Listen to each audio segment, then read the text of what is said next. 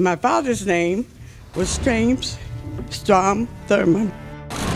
Strom Thurmond is the epitome of political hypocrisy. From segregationist presidential candidate who nearly broke the American election system in the name of white supremacy, to later on turning the ship around and becoming a popular Senate candidate amongst black voters in his home state. Few people have left as big a legacy or played the game of politics as well as Strom Thurmond, yet he did it all while having a little secret that at any moment could blow up in his face and ruin everything he had built.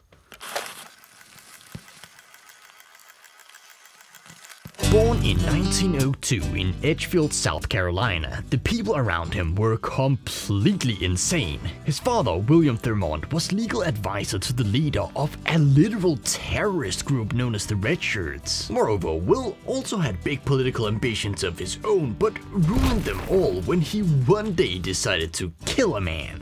Some drunk guy had been heckling him in the streets about some political stuff, and so Will did the only logical thing he could do. Needless to say, being surrounded by all these lunatics, Strom Thurmond grew up to be a bit of a madman himself. From an early age, he enjoyed fitness, outdoor adventure, and above all else, women. And so one day when he was 22 years old, he stumbled upon a 15-year-old black maid working on his family estate. And 9 months later, Essie Mae Washington was born. Now, this of course put Strom in serious trouble, not just because of the age, but also because of race. This was the Deep South during Jim Crowe after all, and so for everyone's safety, the young Essie Mae was sent off to live with some distant relatives in Pennsylvania, and she wouldn't get to meet her father again until a few years down the road. Now, speaking of her father, Strom Thurmond, very quickly, rumors of his illegitimate daughter had begun to circulate and were seriously threatening his career. Or rather, they could have threatened it. See, you would imagine that Strom would have learned his lesson about women by now, but no. And so, as he launched his political career, he quickly earned a reputation for groping, dating, and sleeping with basically any woman who came near him. And soon, all of those rumors had simply been drowned out by all his other shenanigans, the most outrageous of which being when he one time slept with a woman on death row. Goddamn, this guy was an absolute menace. Importantly, however, all of these adventures did not stop him from furthering his career, and by 1938 he had been appointed a circuit judge in the state of South Carolina, a very prestigious position that would soon make a big impression upon his young daughter. In 1940, at the age of 16, Essie Mae Washington did not know her father, not his name, not where he lived, or even that he was white. Yet one day while in South Carolina for a funeral, her mother suddenly woke her up. Essie Mae was finally gonna meet him. She was then dragged through the streets to a big building in the rich white part of town. Initially, she thought it was the doorman who was her father, but to her surprise, she was dragged further inside to a fancy law office, when suddenly a tall, handsome white man appeared in front of her.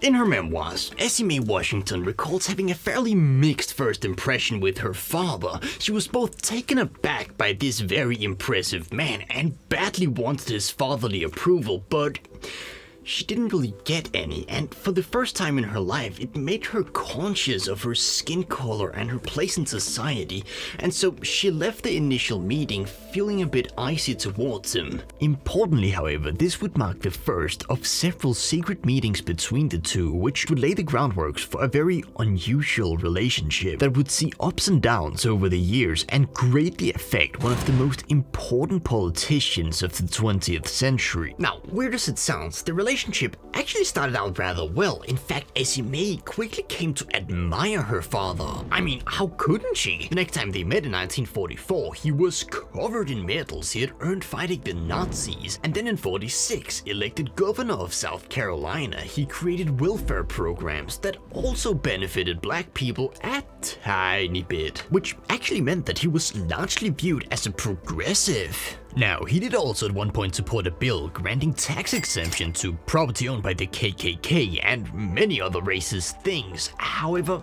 those weren't really talked about much in public, and so Essie Mae came to develop a deep respect and affection for her father, to the point she even enrolled at South Carolina State University, where Strom would even come and visit her from time to time, something which soon proved to be a terrible mistake.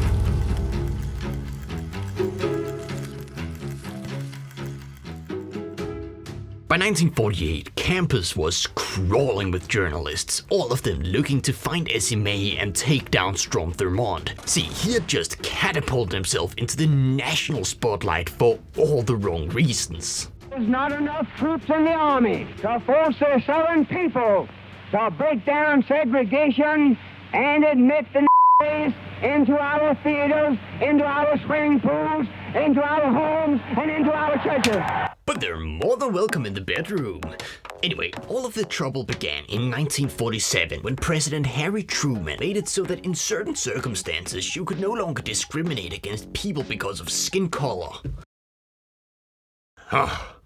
Outrageous! And so, to defend their God-given right to discriminate against black people, a few southern states abandoned the Democratic Party and formed the States' Rights Democratic Party, or Dixiecrats as most people called them. And what do you know, Strom Thurmond was chosen as their presidential candidate. And this time around, there was no facade of progressivism. In their platform, they stated clearly, "We stand for the segregation of the races. We oppose the elimination of segregation and the repeal of miscegenation statutes." Wait, hold up. Miscegenation? What does that mean? Sexual relationships or reproduction between people of different ethnic groups. Ironic. But on a more serious note, it does also really highlight the threat that Essie Mae posed to Strom Thurmond. I mean, had she been exposed, could you imagine the scandal? Now, luckily for Strom, however, for her own reasons, Essie Mae decided to keep the secret private. Heck, not even her husband Julius, a World War II veteran, knew about it. At one point when he saw her father on TV, he supposedly said, "I don't like that man. I fought Hitler," to end up with that. Now, she did eventually tell him about the secret, however, being a good husband, he didn't pressure her to go public with it against her will. Not that it wound up mattering anyway. In the end, Strom Thurmond only got 1 million votes and carried just 4 states, i.e. he was not even close to becoming president. Now, longtime viewers of this channel will know that Strom's 4 states were actually really close to completely breaking the American election system because of one very small and weird rule. But I'll put a link to a video about that at the end. It's a bit too much for this video. What matters most for our sakes is the fact that, well, while the election might have gone away, many of those reporters and investigators did not. And that was about to become a massive problem. See, in 1950, Strom Thurmond ran for Senate and the race got extremely dirty. Slurs, insults and conspiracies were hurled back and forth, and at one point it got so nasty that Strom straight up challenged his opponent to a fist fight. They then went out in front of the courthouse, and it was only when people realized that Strom was dead serious that a few people thankfully swooped in just in time to separate the two men. And with that, Strom really dodged a bullet. See, being a fitness lover, he was a physical beast and would likely have beat the shit out of his opponent. And had that happened, it would have been the end. See, remember those campus investigators that I mentioned earlier? Well, by 1950, an investigator from the National Association for the Advancement of Colored People had managed to snap a photo of Strom with Essie Mae. And worse yet, they handed it over to Strom's Senate opponent. This time around, however, Strom honestly just got unbelievably lucky. See, many black voters absolutely hated him for his presidential run, and many white voters saw him as being too soft on black people because of his previous image as a progressive. In other words, he wasn't really a threat in this election, and so instead of using the photographs and making the secret public, they locked it away in a drawer in case they might need to use it a few years down the road. As for Strom himself, well, he remained blissfully unaware, and so in 1954, when the other senator from South Carolina died, and the DNC tried to shoehorn in another guy, Strom protested by running as a write-in candidate and actually won, becoming the first person ever in history to do so. And now that he was in the Senate, my God, was he gonna leave his mark, not just on Essie Mae, but also on America.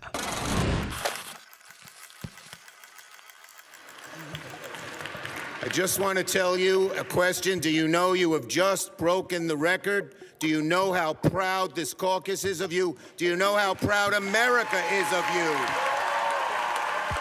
On April 1st, 2025, Senator Cory Booker of New York went to the Senate floor and spoke for 25 hours and 5 minutes straight, protesting the Trump administration's abuse of power. And in the process, he broke a 68-year-old record set by none other than James Strom Thurmond, who in 1957 spoke for 24 hours and 18 minutes straight, trying to derail a civil rights bill.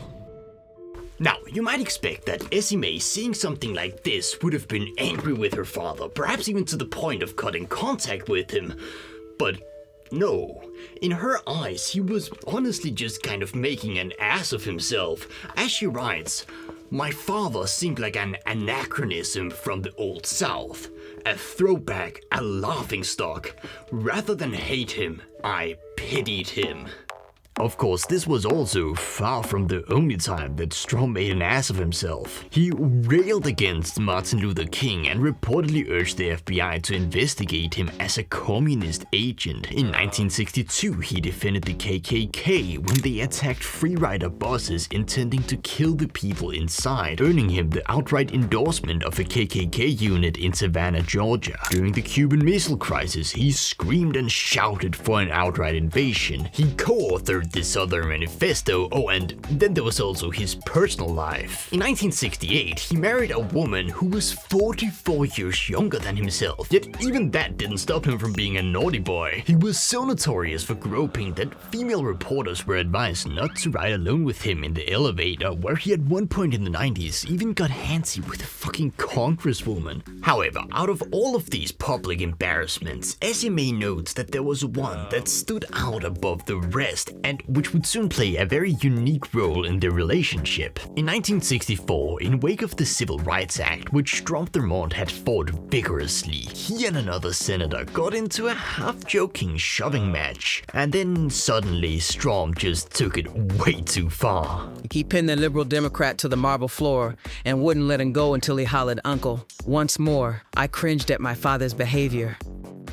In another secret meeting shortly thereafter, Essie Mae finally snapped. "Black people hate you, Senator. My husband hates you. I tried to speak up for you, but he hates you. Almost all black people do. They don't see you as a friend. They see you as the enemy, their worst enemy. Is that the way you want to be looked at?" In 1970, Strom Thurmond supported a friend in the South Carolina governor's race, and they ran a campaign that many considered racist, even for the time period. Yet, they lost. And for Strom, then in his 16th year as senator and by now used to winning in South Carolina, it was a shock. On a hidden microphone, he was recorded saying, "Well, it means you can't win any longer just by cussing the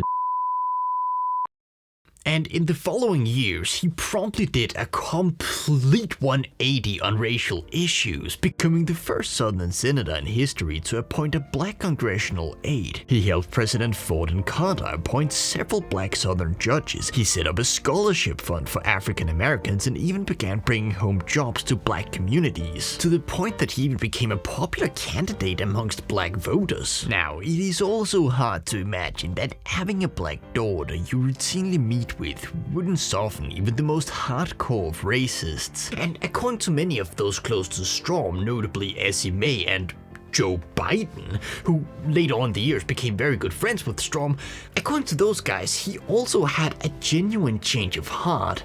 I disagree deeply with Strom on the issue of civil rights and on many other issues, but I watched him change. Now, as with all politicians, it's hard to know how much of it is pure opportunism and how much of it is actually a bit genuine.